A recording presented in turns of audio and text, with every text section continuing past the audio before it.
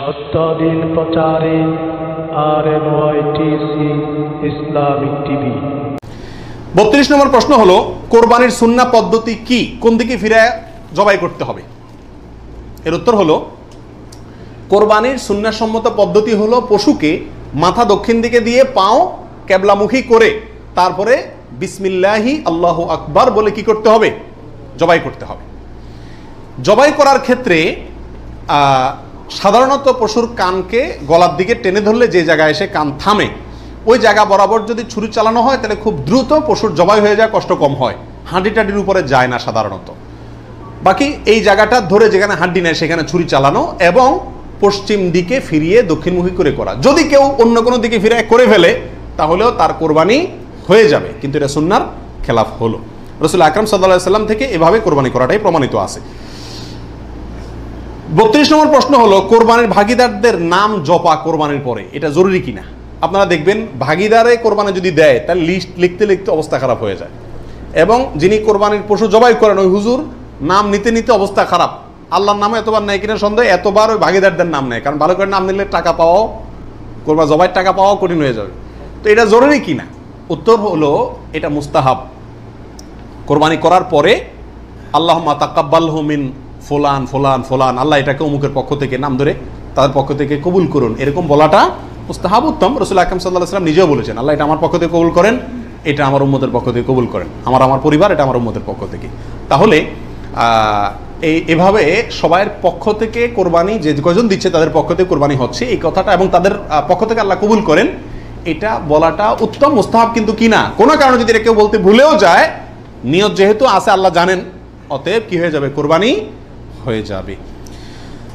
33 নম্বর প্রশ্ন হলো, শ্বশুর বাড়ি থেকে কোরবানির পশু হাদিয়া নেওয়া জায়েজ আছে কিনা?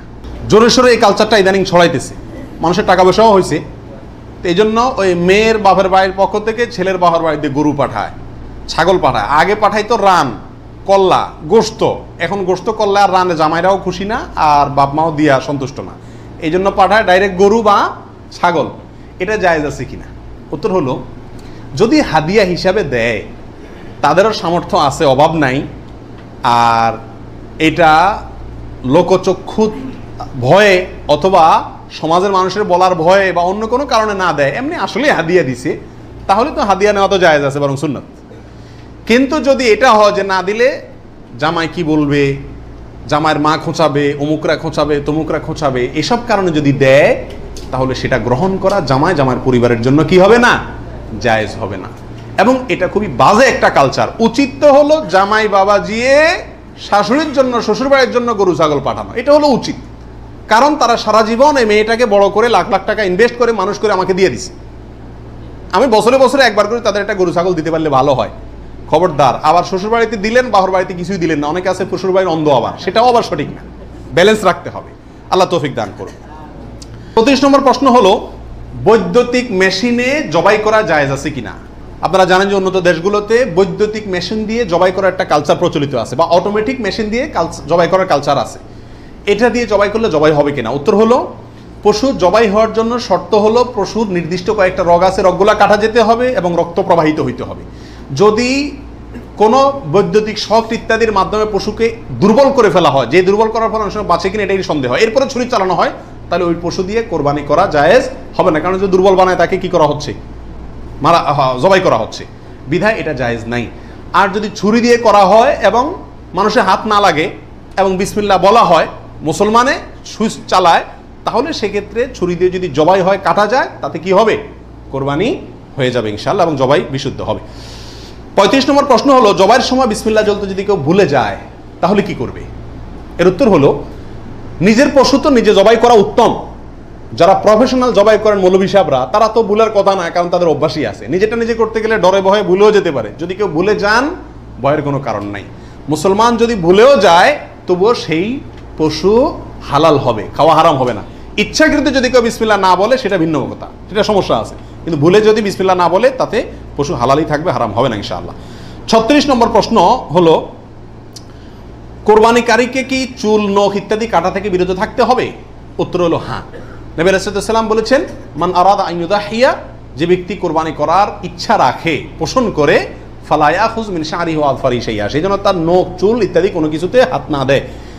কোরবানির ঈদের 10 দিন আগে চাঁদ যেদিন উঠবে ওই দিন থেকে নিয়ে ঈদের দিন পর্যন্ত এগুলো করা যাবে না। কি করা যাবে না? চুল নখ ইত্যাদি কাটা যাবে না, কাটবে না কোরবানিকারী ব্যক্তি। কোরবানি দেওয়ার পরে চুল নখ ইত্যাদি কাটবে, এটা খেয়াল রাখা উচিত। 37 নম্বর প্রশ্ন হলো, কোরবানিকারী ব্যক্তি এই 10 দিন দাড়ি শেভ করতে পারবে কিনা? জটিল একটা প্রশ্ন। কোরবানি করবেন, বাকাওয়াতি করবেন, খুব ভালো কথা, জায়গায় এসে ধরা গেছেন, দাড়ি শেভ করতে পারবেন কিনা? উত্তর হলো না। দাড়ি তো কোরবানি করলেও শেভ করা যাবে না, না করলেও শেভ করা যাবে, এটা তো সর্বাবস্থায় চাঁচা হারাম। সেক্ষেত্রে কোরবানির এই সিজনগুলোতে এসে গুরুত্বটা আরো বাড়ে। একে তো এমনি হারাম, আবার কোরবানি করছেন সেজন্য নবী সাল্লাল্লাহু আলাইহি ওয়াসাল্লাম বলছেন আপনি যেন না ধরেন, এগুলোতে হাত না দেন। তাহলে কোরবানি করার যদি ইচ্ছা থাকে, আল্লাহকে সন্তুষ্ট করতে আসলেই মনে চান, তাহলে এই 10 দিন দাঁড়িয়ে কি করতে পারবেন না? শেভ দিতে পারবেন না। খোঁচা খোঁচা দাঁড়িয়ে নিয়ে কি করতে হবে? মসজিদে যেতে হবে। কোরবানি দেওয়া শেষ, এবার কি করতে পারবেন? দাঁড়িয়ে শেভ করতে পারবেন না, তাও যাবে না। আল্লাহ আমাদের বোঝার তৌফিক দান করুন। 38 নম্বর হলো, কোরবানির গোশত দিয়ে দিনের প্রথম খানা খেতে হয়, এই কথাটা কতটুকু সঠিক? উত্তর হলো পুরাই সঠিক। রাসূল আকরাম সাল্লাল্লাহু আলাইহি সাল্লাম থেকে বর্ণিত হয়েছে যে তিনি ঈদুল আজহাতে, ঈদুল ফিতরের ব্যতিক্রম করতেন। ঈদুল ফিতরে কিছু একটা মিষ্টি খেয়ে, খেজুর টেজুর খেয়ে তারপরে ঈদগাহে যেতেন, আর ঈদুল আজহাতে সারাদিন কিছু খেতেন না, কোরবানির পশুর গোশত দিয়ে প্রথম খানা খেতেন দিনের। অতএব আপনি গরু দেন, ছাগল দেন, যেটা দিয়ে কোরবানি করেন, দিনের প্রথম খানা কি দিয়ে হওয়া উত্তম? ওই গোশত দিয়ে হওয়া উচিত। গোশতটা তো আল্লাহকে দিয়ে দিয়েছেন, আল্লাহর নামে জবাই করছেন, আল্লাহ আপনাকে হাদিয়া দিয়েছেন। এই জন্য আল্লাহর হাদিয়ার আগে একটু পেটটা খালি রাখেন, আকর্ষণ করে খান, তাহলে ইনশাআল্লাহ সেটা আপনার জন্য, আপনার আল্লাহর হাদিয়াকে আপনি মূল্যায়ন করলেন, সেটা প্রমাণ হবে। 39 নম্বর প্রশ্ন হলো, পশুর রক্তে নাকি আরোগ্য আছে, কোরবানির পশুর রক্তে, এই কথাটা কতটুকু সঠিক? কোন কোন এলাকাতে আমি নিজের চোখে বহুবার দেখার দুর্ভাগ্য হয়েছি, অনেকে দেখা যায় কোরবানির পশু জবাই করার সময় রক্তগুলা একটা বাড়িতে করে নিয়ে যায় গরম গরম, এরপরে নিয়ে পোলা পানিরে খাওয়ায়। এটা খাওয়াইলে বলে অনেক রোগ বালাই ভালো হয়। বুঝাচ্ছে কথা? এটা সম্পূর্ণ কুসংস্কার। কোরবানির পশুতে কোনো আরোগ্য নাই, এটা ভুল ধারণা, এটা থেকে বেঁচে থাকা উচিত। 40 নম্বর প্রশ্ন হলো, পশুর জান যাওয়ার আগে কি চামড়া ছিলা জায়েজ আছে? উত্তর হলো না, কঠোরভাবে নিষেধ। আমাদের দেশে কসাইরা এবং যারা চামড়া ছিলে নিজেরা অনেক সময় দেখা যায় জান এখনো পুরো বাইর হয় না, রু বাইর হয় না, তার আগেই ওই পায়ের রগ কাটা শুরু করে, চামড়া ছিলা শুরু করে, পুরো নাড়াছাড়া করে। এটা জায়েজ নাই, এটা গুনাহের কাজ। আপনি কোরবানি করছেন ইবাদত, অথচ গুনাহ হচ্ছে সাথে। নবী সাল্লাল্লাহু আলাইহি ওয়াসাল্লাম বলেছেন, ইন্নাল্লাহা কাতাবাল ইহসানা আলা কুল্লি শাই, আল্লাহ সব বিষয়ের প্রতি ইহসান করার নির্দেশ করেছেন। অতএব ফাইদা কাতালতুম ফাআহসিনুল কিতলাতা ওয়া ইযা যাবাহতুম ফাআহসিনুজ যাবিহাতা, তোমরা যখন কোনো পশুকে জবাই করবে তখন এই পশুর প্রতি রহম করিও, ভালো করে ধারটা দিয়ে নিবে, নবী সাল্লাল্লাহু আলাইহি ওয়াসাল্লাম বলছেন, যাতে করে তার রু বের হইতে কষ্ট না হয়। সেখানে জীবিত অবস্থায় এখনো মরে নাই, আপনি চামড়া ছিলা শুরু করে দিলেন, এটা খুবই অন্যায় এবং জুলুম। কোনো পশু কষায় যদি করে তাকে থামাই দিবেন, যে রু যেতে দাও, তারপরে হাত দাও। 41 নম্বর প্রশ্ন হলো, কোরবানি আর আকিকা এই দুটো একসাথে দেওয়া যাবে কিনা? এটা কমন প্রশ্ন আমাদের সমাজে। এর উত্তর হলো, অনেক উলামায়ে কেরামের মতে দেওয়া যাবে, ফতোয়া শামী ইত্যাদিতে তাই লেখা আছে যে দেওয়া যাবে কোরবানি আর আকিকা একসাথে একই গরুর মধ্যে। আর অনেক উলামায়ে কেরামের মধ্যে দেওয়া যাবে না। দেওয়া যাবে না এর ভিতরে আপনার পাকিস্তানের খুব নামকরা মুফতি ছিলেন মুফতি রশিদ আহমদ রাহিমাহুল্লাহ, আহসানুল ফতোয়ার লেখক। তিনি হানাফি মাযহাবের বড় উলামায়ে কেরামের মধ্যে থেকে তিনি কঠোরভাবে এর বিরুদ্ধে করেছেন এবং বলেছেন কোন অবস্থাতেই কোরবানি আর আকিকা একসাথে মিক্স করা যায় না, উচিত না। কারণ কোরবানি একটা ইবাদত, আকিকা আরেকটি ইবাদত। আর তাছাড়া গরু এক অংশে একাধিক ব্যক্তি দিতে পারবে, এটা কোরবানির ক্ষেত্রে নবী সাল্লাল্লাহু আলাইহি ওয়াসাল্লাম বলছেন, আকিকার ক্ষেত্রে বলেন নাই। সেই জন্য কোরবানি এবং আকিকা পৃথক হওয়া উচিত। একই দিনে হতে পারে, কিন্তু গরুর অংশে কোরবানির না, এই আকিকার কারণ নামের অংশ থাকা উচিত না। এই মতটা বেশি শক্তিশালী এবং বেশি সতর্কতামূলক। 42 নম্বর প্রশ্ন হলো, ভিন্ন দেশে কোরবানি করা যাবে কিনা? আপনি এই দেশে আছেন, আপনার কোরবানি দেশে আপনার পক্ষ থেকে হলো, এটা জায়েজ আছে কিনা? উত্তর হলো আছে। এটা কোনো কোনো ক্ষেত্রে উত্তম হয় যদি আপনার উদ্দেশ্য হয় এমন যে ওখানে আরো বেশি অভাবী মানুষ আছে, আমি তাদেরকে গোশত দেব। কিন্তু সবসময় এটা হওয়া উচিত না। প্রবাসীরা যেখানে আছেন সেখানেও কোরবানির কালচার চালু করা উচিত। আমার জানা মতে প্রবাসী যারা আছেন, লক্ষ লক্ষ প্রবাসী, সবাই কোরবানি দেওয়ার সামর্থ্য আছে। এদের 10% লোকও এখানে কোরবানি দেয় না, কারণ কোরবানি দিলে আমার গোশত খাবে কে? দান্দা হলো গোশতের দিকে। এটা সব যদি মনে করে তাহলে তো যেখানে থাকি সেখানেই দেওয়া উচিত, এটা হলো মূল বিধান। অন্য জায়গায় আপনি দিবেন যদি সেখানে দিলে বেশি সওয়াব হয়। অবশ্যই গ্রামে আমাদের দেশে গরিব বেশি, সেই হিসাবে সেখানে গোশত দিলাম, সেই নিয়তে দিলেন, ঠিক আছে। কিন্তু আপনি যদি এই নিয়তে দেন যে আমি এখানে গোশত যদি কোরবানি দেই তাহলে গোশত সব হাতে বুতে খাইব, আমার পরিবারের লোকজন তো পাইব না, এই নিয়ত যদি হয় তাহলে সেটা কিন্তু অন্যায় এবং ভুল। 43 নম্বর প্রশ্ন হলো, ভিন্ন দেশে কোরবানি করলে কোন সময়ের দিকে খেয়াল করে কোরবানি করবে? কথার কথা, আপনার কোরবানি দেশে হচ্ছে, তো এখানে যদি একদিন আগে পরে চাঁদ দেখা দেখি হয়, টাইম আগে পরে হয়, তাহলে কোন হিসাবে করবে? আপনার সময় না তাদের সময়? আপনার কোরবানি কিন্তু। এর উত্তর হলো, যেই দেশে কোরবানি হচ্ছে, পশু যেখানে আছে সেখানকার সময় দেখে কি করতে হবে? কোরবানি করতে হবে। আপনার এখানে ঈদের নামাজ হয়েছে কি হয় না সেটা দেখা দেখির দরকার নাই। 44 নম্বর প্রশ্ন হলো, কোনো কারণে কোরবানি করতে না পারলে, পশু কিনছেন কিন্তু কোরবানি করতে পারেন নাই, করবেন কি? উত্তর হলো যে পরবর্তীতে কি করে দিবেন? আপনি সদকা করে দিবেন। মৃত ব্যক্তির নামে কোরবানির বিধান কি? একটু আগে যেটা বললাম, অর্থাৎ শুধু মৃত ব্যক্তির নামে আলাদা কোরবানি দেওয়া যায়। অনেক উলামা ইকরাম বলেন, কিন্তু অনেক উলামা ইকরাম বলেন যারা মৃত ব্যক্তির সাথে জীবিত ব্যক্তির সাথে মৃত ব্যক্তিকে যোগ করে দেওয়া যাবে। আপনি একটা ছাগল দিলেন, বললেন যেটা আল্লাহ আমার এবং আমার মৃত বাবার পক্ষ থেকে, এভাবে করা যাবে। আর নবী আলাইহিস সালাম একটি ছাগল তার পুরো উম্মতের পক্ষ থেকে দিয়েছেন, জীবিত মৃত সবাই মোটামুটি এর ভিতরে শামিল। 45 নম্বর গেল। 46 নম্বর হলো, কোরবানির পশুর চামড়ার বিধান কি? উত্তর হলো, কোরবানির পশুর চামড়া এটা নিজে ব্যবহার করতে পারলে সেটা করা উচিত। চামড়া প্রসেস করে ব্যবহার করতে পারলে এটা করা উচিত। কোথাও কোথাও মানুষ খায়, যদি খাইতে পারেন চামড়া পরিষ্কার করে, সেটাও আপনার জন্য ঠিক আছে।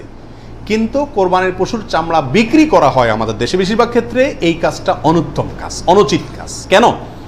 কারণ কোরবানির গোশত এটাও বিক্রি করে আপনি টাকাটা দানই করে দিলেন, কিন্তু এটা উচিত না, বিক্রি করবেন না। আপনি হয় সরাসরি গোশত দিবেন, না নিজে খাবেন, দুটার একটা। বিধায় কোরবানির পশুকে আপনার কোনোভাবেই এটার কোনো অংশকে বিক্রি করে তারপর টাকাটা আপনি দানে করে দিলেন, কিন্তু বিক্রি করার দিকে না যাওয়াটাই উচিত। সরাসরি ওই জিনিসটা দান করলে সেটাই বেস্ট। 47 নম্বর প্রশ্ন হলো, কোরবানির পশুর কোনো অংশ বিক্রি করা জায়েজ আছে কিনা?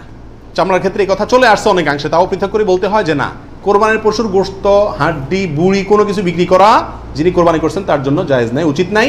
তবে যাকে আপনি দান করছেন গরিব মানুষ, সে যদি নিয়ে আবার বিক্রি করে দেয় তার জন্য কি আছে? জায়েজ আছে।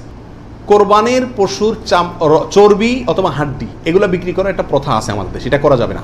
কোরবানির ঈদের আমি খেয়াল করছি ভ্যানালারা বাইর হয়, অতিরিক্ত চর্বিগুলো আছে এগুলো কেজি দরে কিনে, হাড্ডি কিনে এগুলাকে বিভিন্ন কাজে ব্যবহার করা হয়।